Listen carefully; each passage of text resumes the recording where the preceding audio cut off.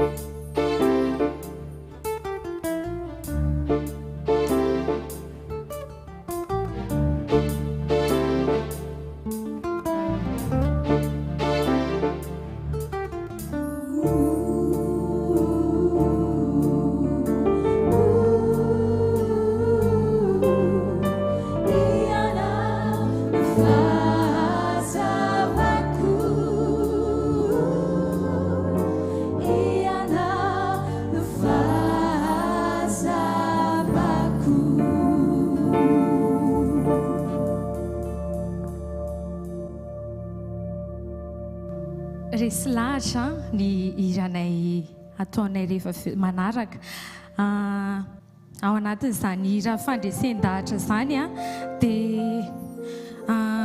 mandresy lahatra antsika izany Jesosy mba hahatonga antsika ho mpiaino mpakatoa ihany koa ao anatin'ny iranay ao aorianan'izay resy lahatra izay. Dia engany isika mba samy ho mpiaino mpakatoa ary samy ho resy lahatra amin'ny fitiavan'i Jesosy.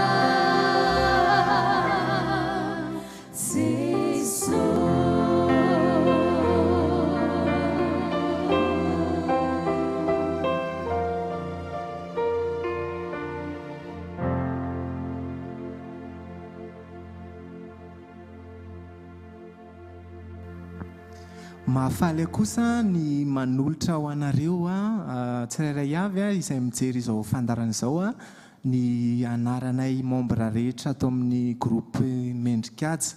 Atombotsika atao amin'ny zareo atao amin'ny feo voalohany ato izany ny any amin'ny sisiny indrindra ary dia Jemima. Ny atao kaiky ato kosa dia Elso. Dia ny atsy amin'ny deuxième voix indray na ny feo faharoa ny any amin'ny sisiny indrindrany dia Ranabavy Stefania. Ary ny eo akaikiny eo moa dia izy no tena anisan'ny filoha-pitarika anay dia ny Madame Mbola zany. Izy ihany koa no mpamorona ny hiranay ato amin'ny groupe Mendrikaja. Dia ny eto akaiky eto indray tsy iza moa zany fa izy somary kelikely indrindra atao aminay zandriny izy fa izy no anisan'ny be feo izy zany mibasy dia rahalahy setra.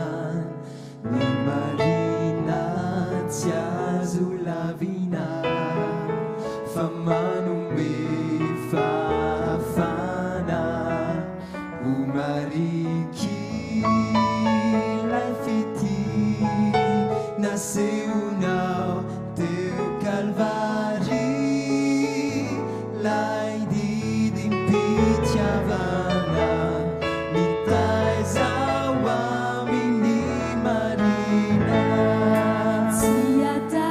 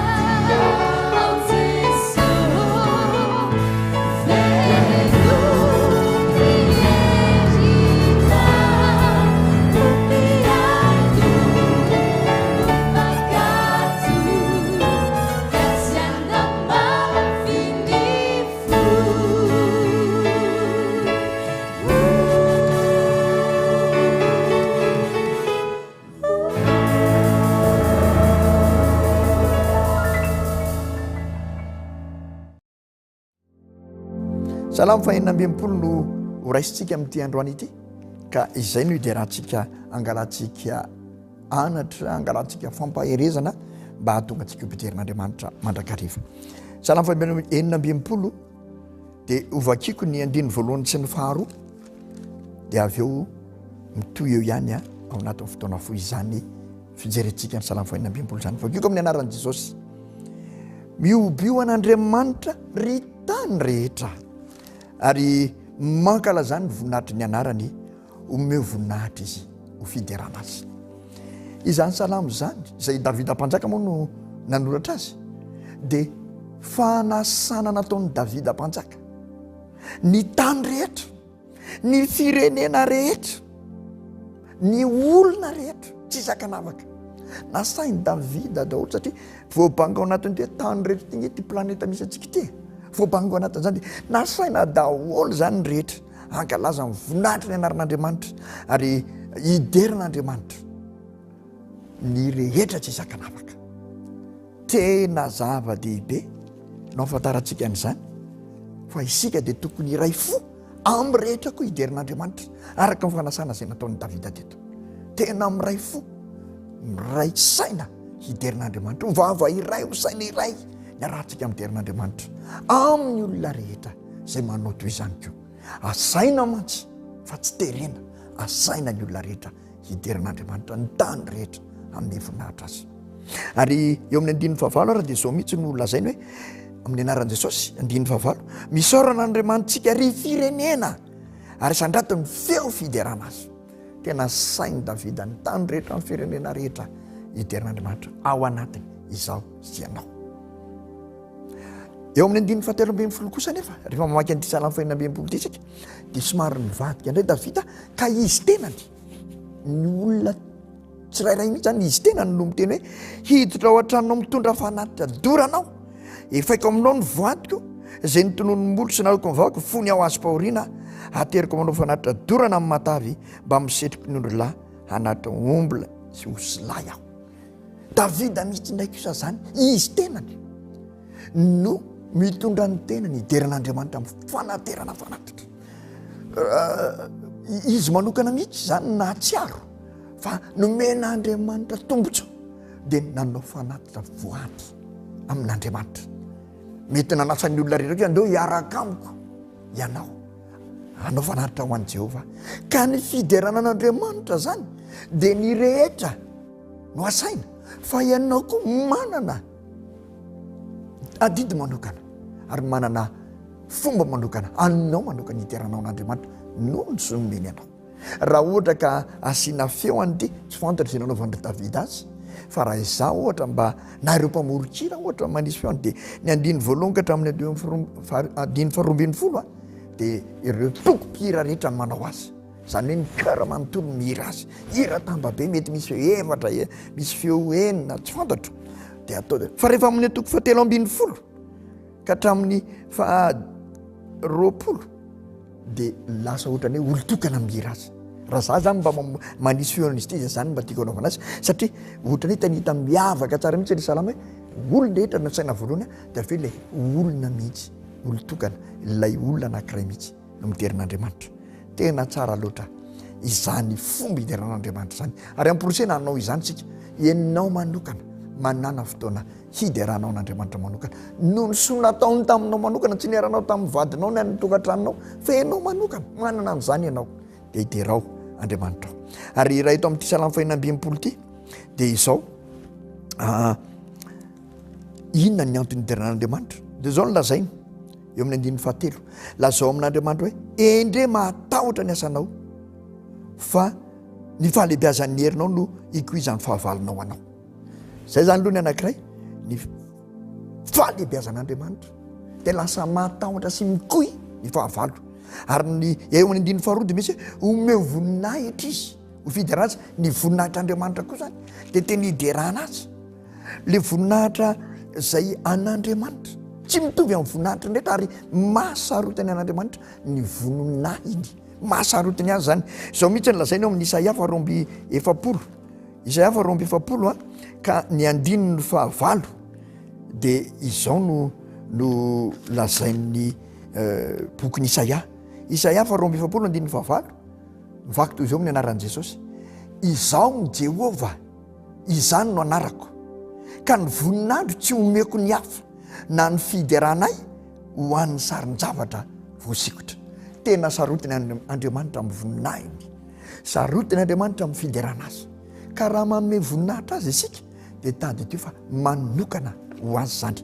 Ary ilay hoe matahotra, mikohy ny fahavalonao, ho an'reto fahavalo reto ny fikohizana, ny fatahorana dia vokatry ny fanehoan'i Jehovah ny heriny. Fa raha ho atsika izay midera azy, ny fatahorana dia vokatry ny fitiavana atsika, ny fanajantsika azy. Noho izany dia andao ho mpideran'Andriamanitra isika, andeha hanome voninahitra n'Andriamanitra isika. Fa Andriamanitra be voninahitra ny Andriamanitra isika, ary mahasarodiny azy ny voninahiny, tsy omeny ny hafa ny voninahiny, na ny fiderana azy tsy omeny ny sarin-javatra voasikotra, fa natokana ho azy. Andriamanitra manana fahalehibiazana ka mampatahotra sy mampikio mihitsy ny fahavalony, fa mahatonga antsika kosa hananja satria manana fitiavana antsika. Ary ny fahatelo farany dia izao, ery amin'ny 2:20 hoe isaorana ny Andriamanitra izay tsy nandany fivavako na nanaisitra ny famondram-bony tamiko.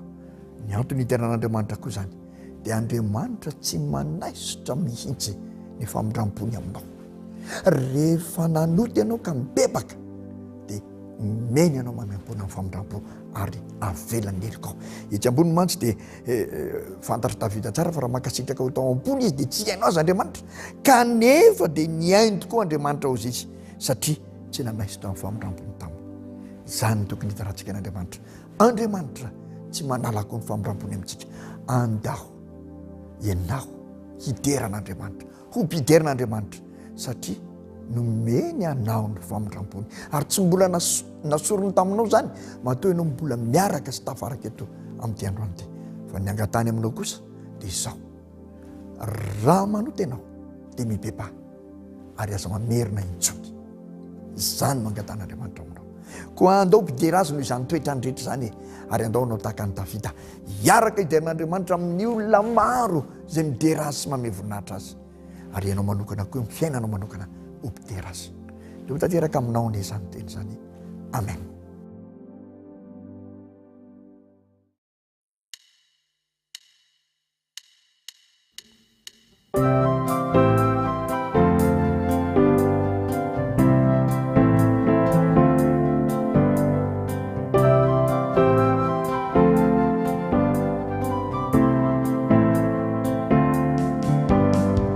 Yellow, the soul to kick you. Yellow, look, music you.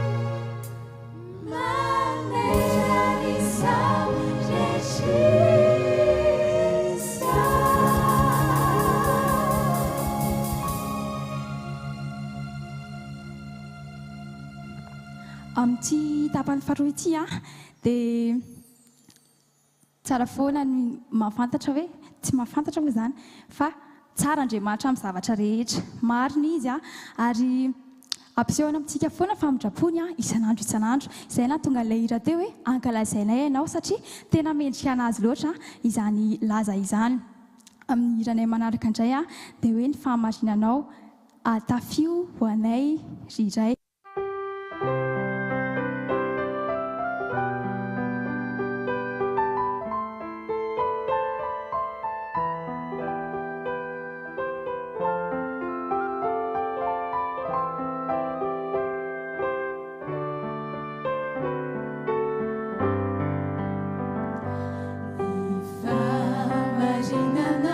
Tumpo no tanteraka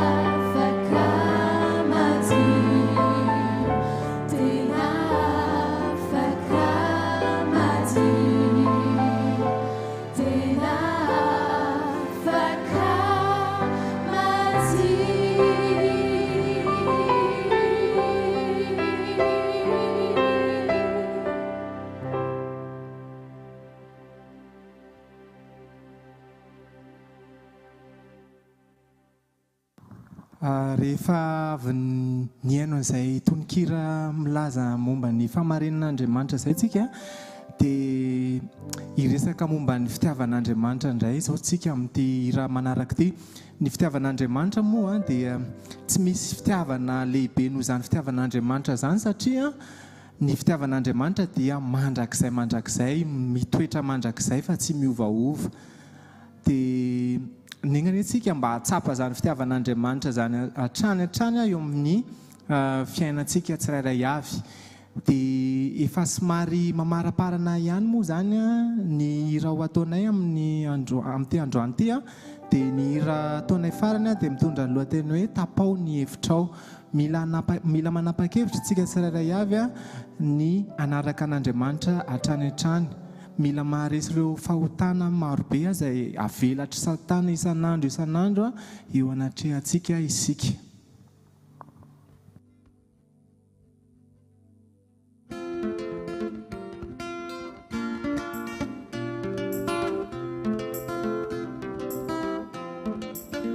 Fitiavana mandrakizay no mitiavan'ilay ansika sy takatry ny saina satria lehibe ny fitiavany.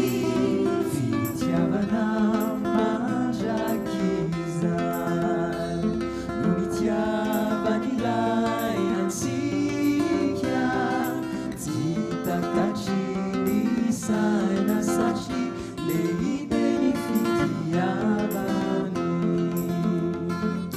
Fitiavana simba maramparo rehefa nitiavany izao tontolo izao ka miaretany aboko miaretan'ireo fahoriana na dia ny fahafatesana ny mampindrindra nefa netiny nafona saminy lapasony bazo atsikindray fiainana mandrakizay tsy misy fahafatesana.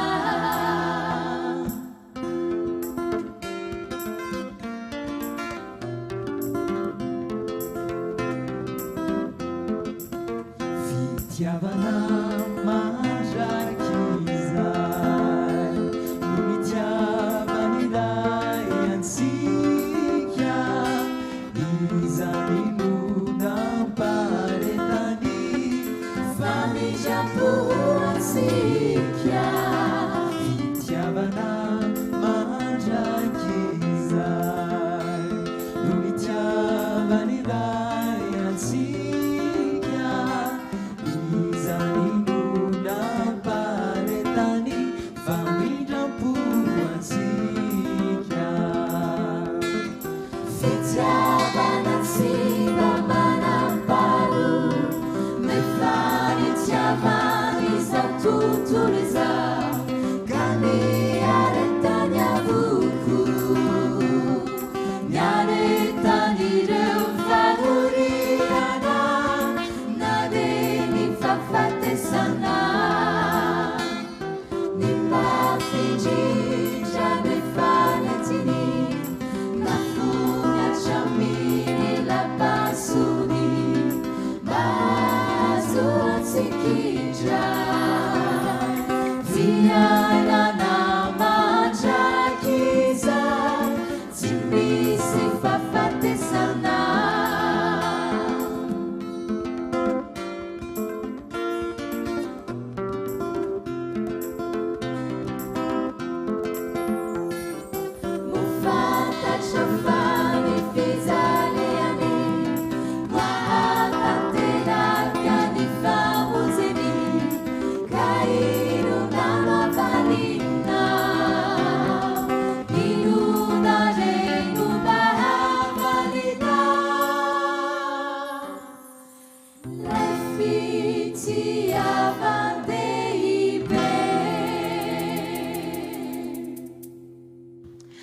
Zay zany a ny kely azo natolosay a androany a voninahitra ho an'andray amanitra irery ihany dia mananteny a ny ahitantsika vetivety a ka indrindraindrindra moa zany a any an-danitra.